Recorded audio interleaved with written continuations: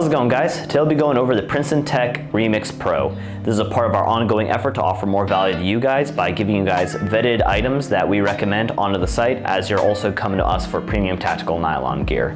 Today we'll be just going over its features, how it's used, why we recommend it, and a little bit more.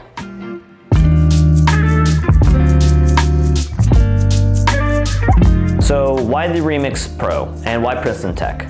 Well, we've been using Princeton Tech for quite a while. One of my first lights from them was the, I want to say Fred, very similar light, just lower power and pretty old.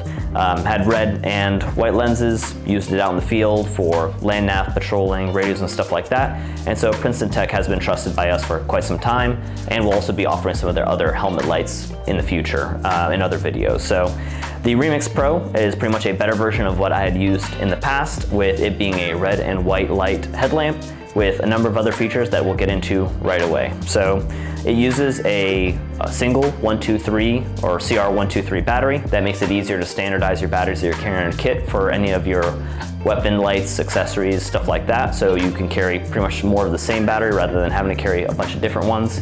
That Fred that I showed used 3 AAA batteries. This uses just one 123, so it kind of standardizes that out there a little bit.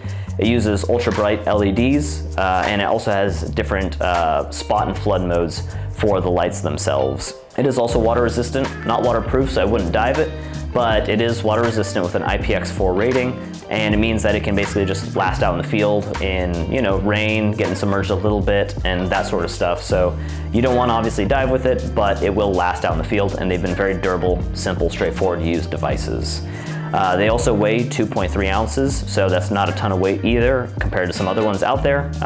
Again, it is a headlamp, so it can go on your head. You wouldn't want something too heavy, and so that is where this fits. So why might you use a headlamp, or why might you actually need something like this? Well, this is great for patrolling where light discipline is required and technical tasks are needed to be conducted not under nods but directly with your eyes. For example, I was an RTO, so I had to deal with the man-pack radio, and that is something that you are really not going to be doing under nods when you're trying to interpret any guides or little cheat sheets that you have. If you're doing map checks, you'll be using a headlamp for that under a tarp or something else, and it really is for those areas where you don't want a ton of light exposed, but you still need to use your own naked eyes and not night vision goggles, essentially. That is why it starts out with a red light first, is because red light is great for reading maps up close without blinding yourself and being able to interpret the detail.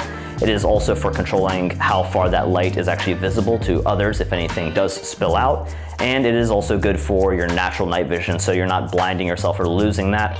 A lot of science to that I don't understand about the rods and cones in your eyes, but overall, using red at night is generally the preferable one for any sort of operations in the dark and really just light discipline technical tasks.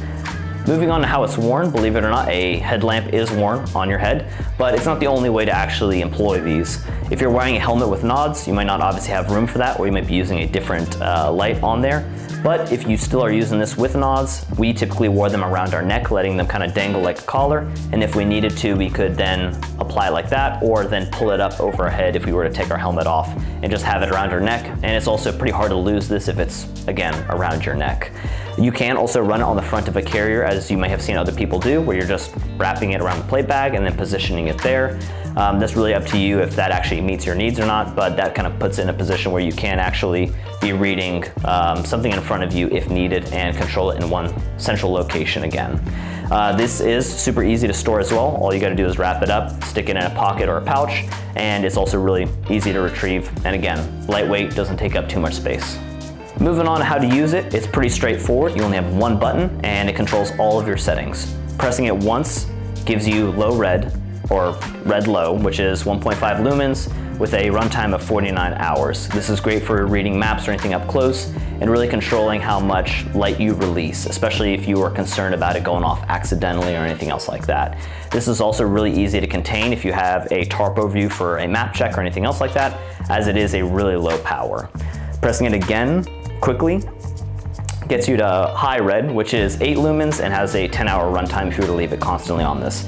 This is if that's just not cutting it, or You know, if you ever had to do night land nav and they told you only red light, this is about what you're using to actually, you know, look around at spots and stuff like that whenever you're not using your natural night vision. Again, just it's red, but if you need to see something or see more of whatever you're laying out in front of you, that's where it goes. And even, you know, under all of the studio light, you can still see the red sticking out there, which is kind of interesting. So it kind of gives you an idea of how much different that is compared to the 1.5 lumens. If you just hold it down pretty much at any time, it'll go off to the white. This is a low white at 80 lumens, and this has a 17-hour runtime. This is if you really aren't getting it with the red and you need to actually look at something, maybe you're working on something that you're a little less worried about, you know, light discipline or anything else like that. Using white can help, and this gives you a low option.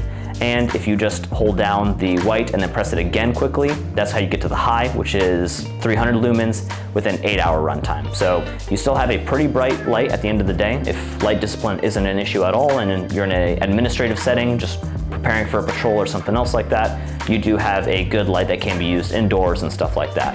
You're not going to really use this for like searching or anything else like that outside, just more of an administrative role there.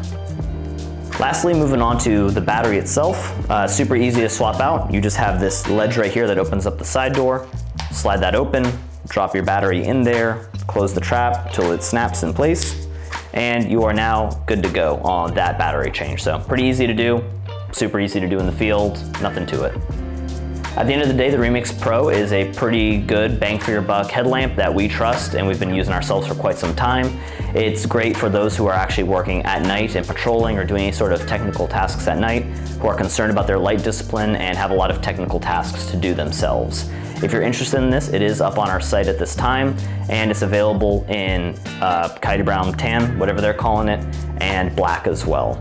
If you have any questions, please feel free to comment down below, DM us on Instagram, or email us at customerservice@shaw-concepts.com. If you'd like to check out our other offerings or stay up to date with us, check us out at shawconcepts.com or on Instagram, Twitter, or Telegram. Thanks for your time, and as always, conquer all.